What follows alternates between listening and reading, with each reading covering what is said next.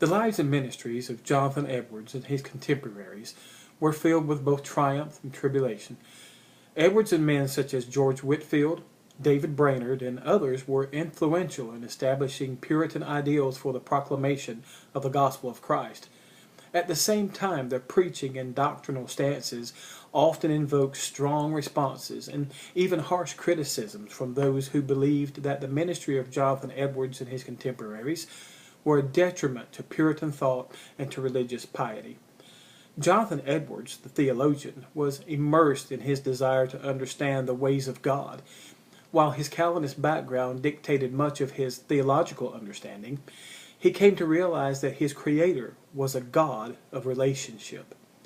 In his book, Jonathan Edwards, A Life, George Marsden states that Edwards was, quote, developing his thought in rigorous Calvinist fashion from the top down, starting with an absolute sovereign triune creator who was in control of all things.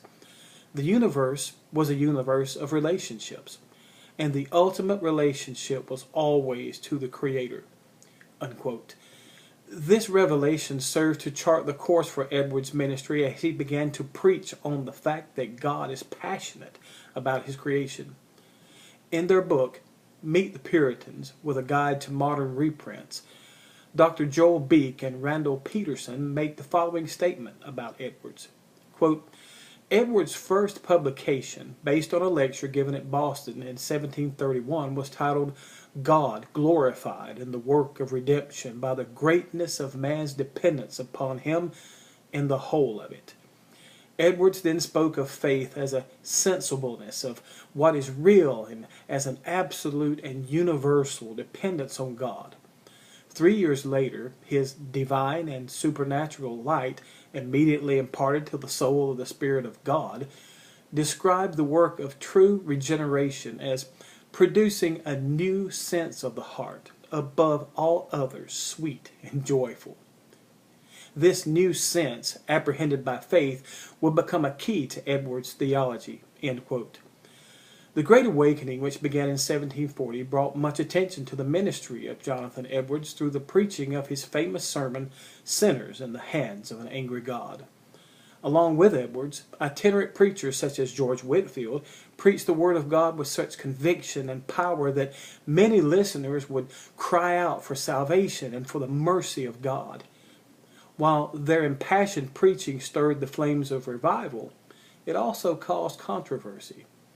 As Kenneth Menkema states, quote, Edwards' involvement in the Great Awakening and his role as an apologist for it, as a work of the Spirit of God, embroiled him in controversy. The revivals had caused a split between supporters and opponents known respectively as New Lights and Old Lights. Yale College had in 1741 denounced not only Whitefield, but also the revivals generally, end quote.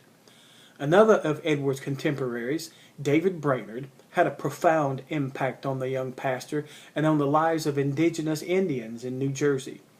Brainerd's work as a missionary with the American Indians impressed Edwards because of the reports of the many miraculous interventions from God on Brainerd's behalf. Through the years, the young missionary was able to bring many of these idolatrous Indians to salvation. Unfortunately, Brainerd's ministry was cut short. He died in 1747 in the home of Jonathan Edwards. His ministry to the Indians was contemporary with Wesley, Whitefield, and Edwards as they ministered to the English-speaking people during the Great Awakening. The profound impact of spiritual giants such as David Brainerd, George Whitefield, and of course Jonathan Edwards continue to be studied and written about today. These great men of faith not only served God passionately, their powerful ministries served to propel Christianity forward in colonial America and for generations to follow. It is a blessing to have the opportunity to study the lives of these great men of faith.